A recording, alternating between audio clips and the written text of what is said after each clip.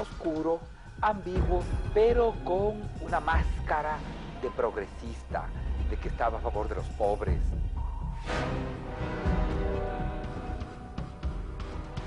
La ciudadanía tiene que recordar que el 21 de enero un grupo de coroneles decidimos unirnos legítimamente al pueblo ecuatoriano en su justo reclamo. ¿Cuál era el reclamo? De decir basta a uno de los gobiernos más corruptos de la historia del país, es decir, del expresidente Maguad. De algún modo, Lucio emerge en ese contexto de crisis, una crisis de los partidos políticos, de la legitimidad global de las instituciones políticas, y esto catapulta su figura hacia el poder presidencial en las elecciones del 2002. Era una manera de penetrar en el corazón de los movimientos sociales del pueblo ecuatoriano, de la ciudadanía que venía hasta de semejante gobierno de Yamil Maguad, que había, en contubernio con los banqueros, había producido el congelamiento de depósitos, del feriado bancario, lo que significó que 3 millones de ecuatorianos salieran del Ecuador. Y que podamos tener tasas de 8 y de 12%, que son las tasas activas y pasivas internacionales. Allí se genera un grado de inestabilidad importante, de la que toma conciencia el pueblo ecuatoriano, y aparece la figura de Lucio Gutiérrez desde dentro de las Fuerzas Armadas, que tiene grado, el coronel, y va a promover un proceso mediante el cual dan una especie de golpe contra Maguad, obligan a la salida de Maguad, y Lucio Gutiérrez, aparentemente, a nombre del pueblo ecuatoriano, toma presencia en los espacios de la institucionalidad ecuatoriana para generar una especie de acción tipo Ben-Hur para enfrentar a quienes habían diezmado con los recursos del país, de las instituciones del país, del pueblo ecuatoriano. De tal manera que él irrumpe con la ayuda nuestra en aquel día en que cambió la historia del país, de cierta manera porque quedó el mismo statu quo, no cambió casi nada. No pensamos en nosotros mismos, sino en los 12 millones de ecuatorianos que nos están empujando atrás.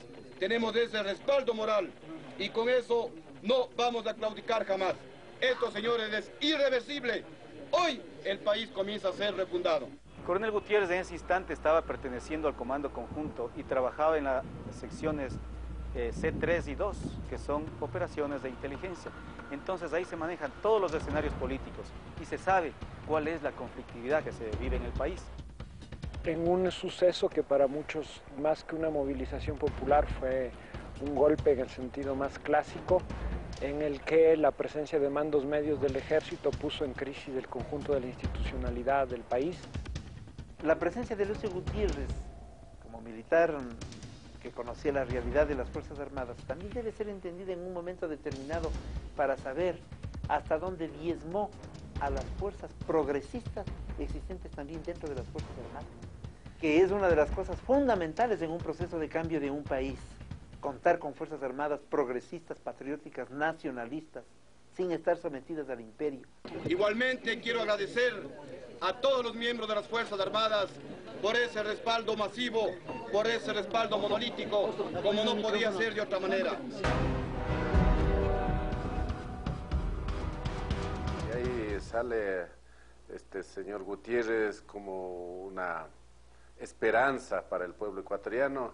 Junto al movimiento indígena se toman la asamblea, nos movilizamos y se cambia y se destituye al presidente Yamil Maguad. ¡Fuera Yamil! ¡Fuera! ¡Fuera Yamil! ¡Fuera! De hecho, él hace un levantamiento interesante porque se levanta contra un gobierno corrupto, un gobierno que se vendió a los banqueros. Entonces, con esa imagen, además de ser un hombre de pueblo, es de la Amazonía, digamos, aparece como un hombre sencillo, la máscara por lo menos, el maquillaje con la que él aparece, popular, progresista y de izquierda.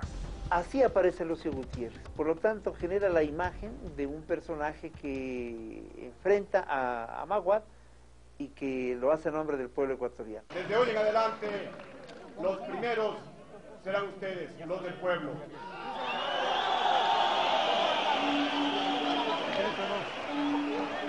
Y los que siempre se han beneficiado del pueblo, hoy es su deber patriótico, hoy es su deber histórico de desprenderse de lo que han adquirido en buena o en mala forma y apoyar a esta decisión del pueblo ecuatoriano. Ese es el coronel Lucio Gutiérrez, que luego va a optar por la candidatura presidencial años más tarde, y él va a dar un discurso de corte antiimperialista, antinorteamericano, pro cambio, a favor de los procesos de transformación en América Latina, en contra del neoliberalismo, es decir, es una figura de cambio. Entonces él aparecía como que estaba de parte de este lado, de parte del lado bueno, del lado justo de la vida. Fue una esperanza del pueblo ecuatoriano. Apoyamos incluso nosotros como organización, la FENOCIN, la CONAIE, Pachacuti, Partido Socialista y otros partidos de izquierda, sectores populares. Se apoyó a este señor Gutiérrez sin pensar que a la vuelta de la esquina va a traicionar las aspiraciones del pueblo ecuatoriano, las aspiraciones del movimiento indígena. A la cúpula de la CONAIE, a la cúpula del Ecuador, quiero pedirles que enterremos las hachas de guerra. Y va a hacer una convocatoria. Esa es la otra habilidad de él. Si primero aparece en la escena y el segundo momento es que cuando vuelve a la candidatura aparece siendo el convocante de fuerzas de la izquierda y del progresismo ecuatoriano. Entonces van a apoyar los sectores del MPD, sectores de Pachacuti, algunos sectores del socialismo. Entonces su surgimiento es en torno a la movilización con una agenda crítica, con un discurso antineoliberal, con un discurso que condenaba el sometimiento del país al eje Washington-Bogotá, pero en circunstancias de su acceso al poder gira rápidamente. Entre la primera y la segunda vuelta da algunas señales ya de este cambio de posicionamiento político.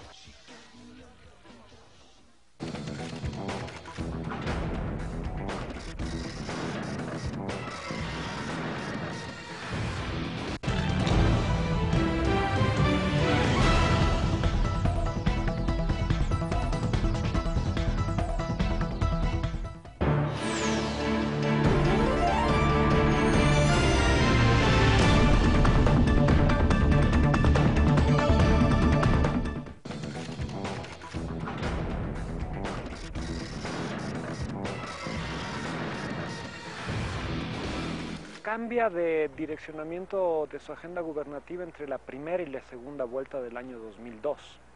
Antes de empezar la segunda vuelta, se reúne con el Fondo Monetario, con diversos agentes económicos y políticos de los Estados Unidos, y se puede advertir ahí un giro ya en su discurso hacia la segunda vuelta, en procura de bajar el perfil a la idea de una candidatura radical por izquierdas, trata de dar señales también hacia el centro, de mayor estabilidad política. Decía él que no permitiría la presencia de la base militar de Manta, decía él que enfrentaría a los Estados Unidos por la política imperialista, es decir, generó una imagen de transformación.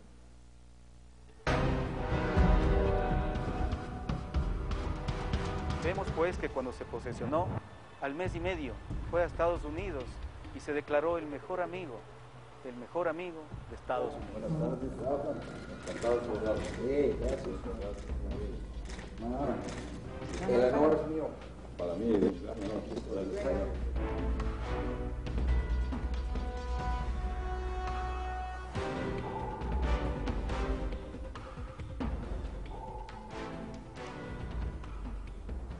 Queremos convertirnos en el mejor amigo y aliado de los Estados Unidos, en el mejor amigo y aliado de los Estados Unidos. Inmediatamente cuando ya dijo queremos ser el mejor amigo de Bush, queremos ser el mejor aliado de Estados Unidos, nosotros dijimos ya aquí no jugamos ningún papel.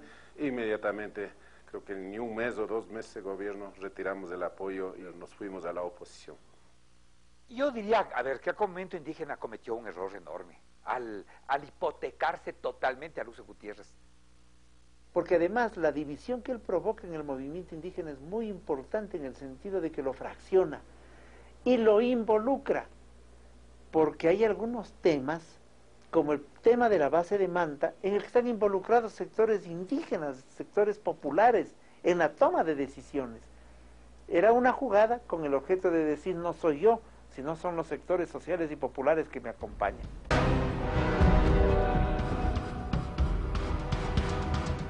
ingresó a las comunidades con dádivas, con palas, picos, tal vez incluso productos comestibles. Él dejó una red clientelar en muchos sectores indígenas, en muchos sectores empobrecidos.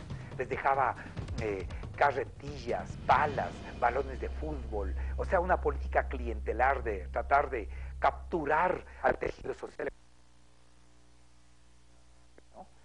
Su proceso, que devela su verdadera postura, va a quedar evidenciado de manera inmediata cuando, insisto, va a desalojar de su gabinete, de su gobierno, de sus esferas de influencia, a personajes que podrían ser considerados como gente democrática y progresista. Su cuñado, sus parientes, sus allegados formaban parte del entorno político que también habían fraguado de alguna manera una conducta, un comportamiento que era inadecuado. En el gobierno se demostró la actitud de que le decían una cosa, le salía por acá, llegaba el gabinete familiar y se cambiaban las cosas, sin respetar la estructura orgánica del partido, sin respetar su palabra de campaña. Yanel Gutiérrez, la otra hermana de Lucio, alta funcionaria de la Presidencia de la República. Paola, tercera hermana en el BEDE para recibir un préstamo millonario sin cumplir los requisitos establecidos. Le siguieron en la lista otros familiares del coronel presidente. Olimpia Vargas Borbúa en el consulado de Nueva York, Marta Hurtado Borbúa en la Presidencia de la República y su esposo en la Presidencia del Banco Nacional de Fomento. Acordémonos de la famosa rectificadora, cómo le sacaron en la prensa, ¿no es cierto? Porque un día decía una cosa, el otro día cambiaba y decía otra. Ese era otro problema del coronel Gutiérrez, la autocracia. Se creía sabedor de todo, se creía conocedor de todo. Y cuando ustedes veían las entrevistas, ¿cómo retacaba? ¿Cuánto cuesta una libra de azúcar? Este rato yo no realizo compras, me van a disculpar. Como nunca un antes, litro de aceite, una libra de papas. Como nunca, es que yo no puedo estar como presidente de la República en las minucias. Imagínense no con es una minucia cuántas comer todos los días, señor presidente. Por eso. ¿Es una minucia comer todos los días y no, comprar? Yo lo ¿Saber que tengo... si el sueldo le alcanza o no le alcanza? Inmediatamente se alió con la oligarquía, la derecha, a pesar de que la esperanza popular era de hacer los cambios fundamentales y radicales. Una política de doblez, era una política de camaleón que había cambiado y era una política de grandes contradicciones en el manejo de la economía. En mi gobierno, por ejemplo, los precios nunca subieron un centavo.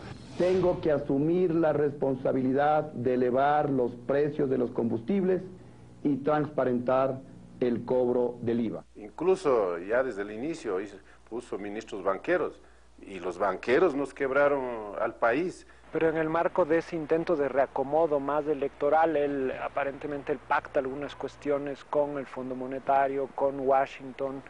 Digamos que su coalición política es débil y él prefiere sostenerse en términos de coaliciones políticas. Sus relaciones con el Banco Interamericano, con el BID, con el proyecto político-económico que significa el neoliberalismo fueron evidentes. Esta dinámica de operación de Gutiérrez lo que hizo fue desnudar al conjunto de la clase política esta forma de pequeños pactos. Hubo errores tras errores. Primero es el engaño al pueblo ecuatoriano, de tener un discurso y hacer todo lo contrario en la práctica. Ser sumisos al Fondo Monetario Internacional, hacer paquetazos o el pinchazo que se llamó en esa época.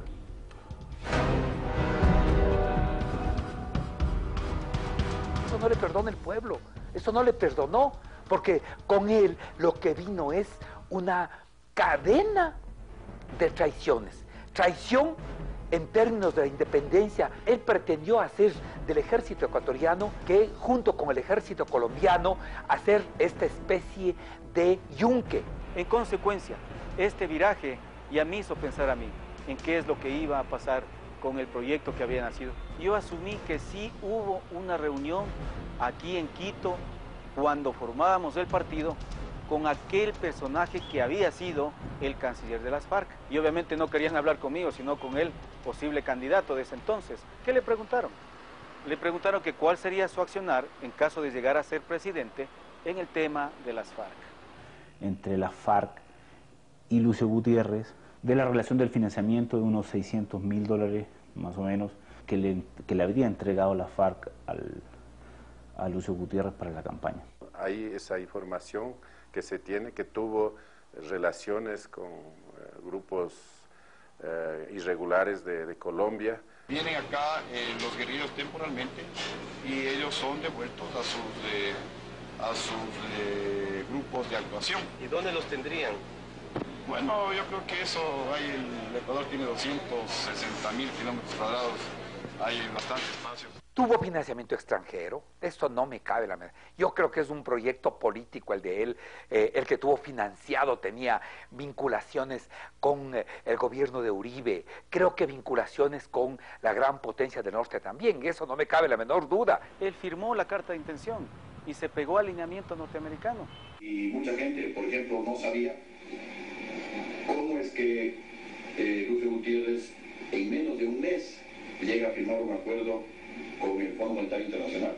Y no sabía, por ejemplo, que desde el 2001, 2002, yo mantuve durante la formación de mi partido político permanentes reuniones con los representantes del Fondo Monetario Internacional en Ecuador, del Banco Mundial, del Banco Interamericano de Desarrollo. Con lo que la coalición que lo llevó al poder se rompe a los 7 meses de su arribo al poder, en agosto del 2003, con el retiro del MPD y de Pachacútec.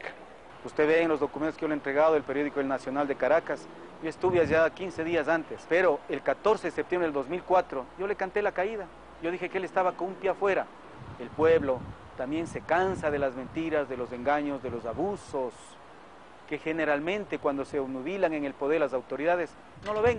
El movimiento social ecuatoriano para entonces había asimilado con mucha fuerza la circunstancia de que en este país había que doblegar a las políticas neoliberales. La gente salía a la calle, protestaba, convocaba el alcalde en ese momento, Paco Moncayo, convocaba el prefecto. Se toman las calles, familias, mujeres, jóvenes, una protesta bastante original que no acude a los mecanismos tradicionales que debe usar el movimiento indígena o el movimiento obrero, desborda la política, toma por sorpresa al conjunto de actores políticos, a los medios de comunicación, entonces pone en crisis el statu quo.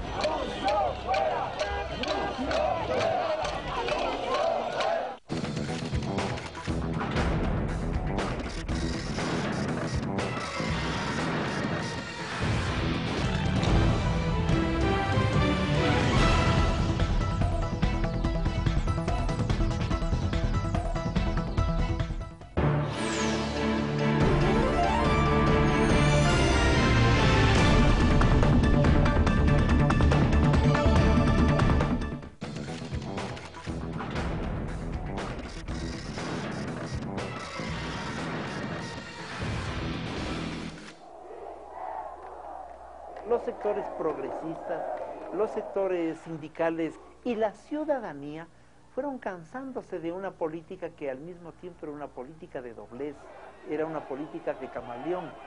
El 13 de abril del año 2005, el ministro Óscar Rayerbe de Gobierno, en un afán arrogante y prepotente, dice, lo que pasa es que la gente aquí prefiere trabajar. Y le preguntamos a la gente, oigan, ¿en verdad ustedes, lo que dice el ministro Rayerbe, se está burlando del pueblo ecuatoriano de las protestas? Es lo que dice que la gente prefiere trabajar. Y empieza a llamar la gente a la radio. Y una señora llama a lo mejor y dice, hoy a las 9 de la noche nos vamos a congregar, golpeemos las ollas. Esta fue, golpeemos las cacerolas. Así empezó. Ya no estábamos frente a una movilización clásica que había hegemonizado la protesta popular en el Ecuador de la mano del movimiento indígena, los levantamientos, no era tampoco una huelga, era una combinación de repertorios que estaban contagiados también por las movilizaciones en el sur del continente, concretamente en Argentina en el 2001. Lo cierto es que esta noche la gente ya congregada en la Chiris, bastante gente, unas 2.000 personas, para hacer una convocatoria así nomás, parecía bastante gente, y unos deciden subirse al domicilio de Lucio Gutiérrez. Y deciden hacer lo que los argentinos llaman un scratch, que era pitar. Primero quisiera iniciar esta conversación amigable rechazando frontalmente a aquellos, creo que no hay que calificar de otra manera sino forajidos, que fueron anoche a mi residencia. El viernes de esa semana, Gutiérrez mandó incendiar la radio. Llegaron hordas de funcionarios del gobierno embriagados. Nosotros nos encerramos ahí y llamamos a la gente y dijimos, ¿quieren encender la radio? Y vinieron como 5.000, 7.000 personas a defender la radio y les persiguieron a estos y lograron cogerles a 2, con carro y todo, y les traen a la radio. Yo les entrevisto y ellos dicen, confiesan públicamente, dicen, sí, era del ministro del Bienestar Social, en ese momento el que les había enviado. El día sábado Gutiérrez declara estado de emergencia, estado de sitio. Se prohíben las reuniones, que la gente no hable. Fue peor, la gente dijo, yo hablo, y además identificaba. Está la ciudad desierta, los negocios cerrados, y durante el trayecto, casi desde la Ruminau y hasta la Colón, apenas 2 buses. Poco a poco está siendo totalmente bloqueado. Los manifestantes han salido desde diversos sectores, desde diversos puntos, y en el puente del Guambra 2 periodistas gráficos fueron agredidos. Por eso el pueblo se levantó en las calles y dijo, fuera mentirosos por falsear la verdad, por engañar al pueblo ecuatoriano, tiene que ir afuera. Los forajidos se levantaron y dijeron, basta, hasta aquí nomás el engaño. Por lo tanto, el pueblo ya entre Mahuad y Gutiérrez hacia afuera, todos, la asamblea y el ejecutivo. Ahí no estaba en juego solo la caída de Gutiérrez, el gobierno de Gutiérrez y la legitimidad de Gutiérrez, sino que fue una movilización radicalmente antipartidaria, ¿no? Todos los actores políticos fueron cuestionados en esa movilización. El grito de guerra era que se vayan todos, no era solo que se vaya Lucio. Se cuestionó al conjunto de la clase política e incluso yo diría al conjunto de la representación social, tanto sindicatos, movimientos indígenas, los mismos medios de comunicación fueron cuestionados, ¿no? Fue una insurrección popular de un carácter antipartidario y antirrepresentación radical. Cuando Gutiérrez estaba cayéndose en Quito, en Guayaquil los socialcristianos estaban pidiendo calma y tranquilidad para el orden de la sucesión constitucional, porque les interesaba que ese orden se mantuviera en la medida en que quien iba y quien fue luego el presidente, les iba seguramente a asegurar los procesos de las privatizaciones y lo demás.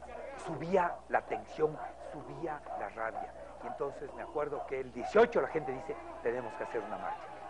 Tenemos que mostrarle a este gobierno la verdadera magnitud de la protesta, a que no se ría, que no se burle.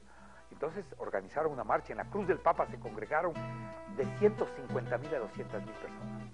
Y esa marcha en la noche fue la que ya fue el golpe de gracia. Gutiérrez sacó todas las fuerzas de la represión, se les acababan las bombas lacrimógenas ya a los policías. Entonces Gutiérrez utilizó gases lacrimógenos y gases, algunos decían gas pimienta, gases prohibidos. Y ahí es donde muere un fotógrafo, García. Yo me acuerdo de esa noche, yo me acuerdo que yo le dije, Gutiérrez, te has manchado las manos de sangre, no puedes estar un minuto más en el poder. El 19 de abril en Quito, en una marcha multitudinaria que fue reprimida brutalmente por la policía, murió Julio García, fotógrafo chileno y activista social. Cientos de personas fueron heridas y asfixiadas. Quería un enfrentamiento, era un acto demencial, una negligencia criminal, porque al otro día trae hordas a sí mismo, empobrecidas, envilecidas, de fuera de la ciudad de Quito, creyendo que la gente aquí en Quito se iba a amedrentar, se iba a cobardar. No, señor, la gente no les dejó pasar esos buses, la gente sacó sus propios vehículos y pusieron en las entradas principales de Quito y les salió la gente a enfrentar. Y ahí, digamos, esa mañana se les dijo a las Fuerzas Armadas, ¿qué van a hacer ustedes? Siempre la movilización social en coyunturas de caída presidencial ha estado acompañada del rol estratégico de las Fuerzas Armadas, de un rol casi dirimente. Y la movilización popular se acompaña con una aceptación tácita de los militares de que hay una situación de ingobernabilidad y que ellos no pueden seguir sosteniendo la protección del presidente. Las Fuerzas Armadas le quitaron el apoyo a Gutiérrez hacia el mediodía, y ya los sucesos son después de un bochorno que había jurado que iba a morir en el intento. Quiero decirles que prometo cambiar al país o morir en el intento. Yo le pregunto, bueno, Lucio, ¿cuál es la situación? Me dice, no, yo resistiré aquí hasta la muerte. A los pocos minutos estaba en la maletera de un carro, entró en la embajada de Brasil. Me enteré porque me llamó Lula.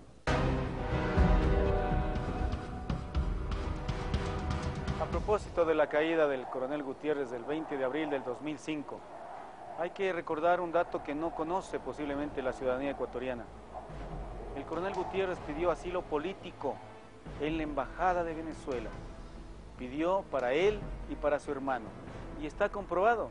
El capitán Gilmar Gutiérrez estuvo asilado 6 horas en la Embajada de Venezuela. Fue corriendo en un helicóptero, volando, mejor dicho, fue al aeropuerto y la gente quería ir al aeropuerto a cogerle preso. ¡Se libró! Y ahí es que se refugió en la Embajada de Brasil y finalmente, digamos, huyó del Ecuador.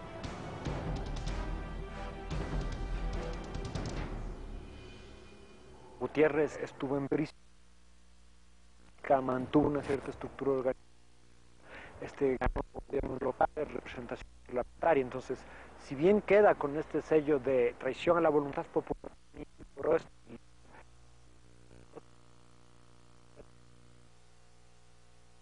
americano en la casa de un empresario colombiano, y en la cual él va a prestarse a indicar que él está dispuesto a recorrer Latinoamérica para desprestigiar a Chávez y al gobierno de Rafael Correa. ¿A cambio de qué? A cambio de que le garanticen la vida para él regresar a lanzarse a ser candidato. Él, cuando arranca la campaña electoral de los años 2000, dice que la figura del comandante Chávez es una de las figuras más importantes que existen en el continente. Hoy dice exactamente lo contrario. Es totalmente auténtica esa carta.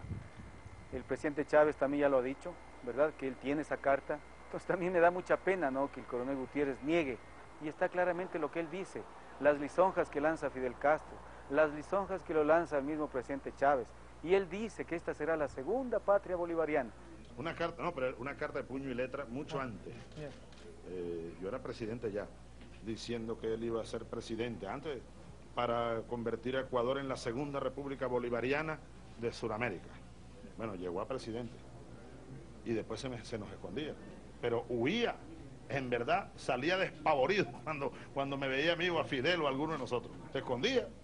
De tal manera que el rol de Gutiérrez es un rol complejo, es un rol en el cual hoy, en la campaña electoral, se advierte todavía sus disposiciones, no solamente para enfrentar el tema electoral, sino para hacer rodar un discurso ideológico que afecte a los intereses del cambio del Ecuador y del continente. Continuó con un discurso clientelar, asistencialista de base, ofreció prácticamente volver al pasado, a la estabilidad de precios, imágenes bastante además ambiguas. Ya no logra interpelar a la sociedad con su discurso proto-popular, pseudo-nacionalista. Y creo que ese es una de las sanciones que da el pueblo ecuatoriano ahora mismo en las urnas, que ya no tiene confianza en él.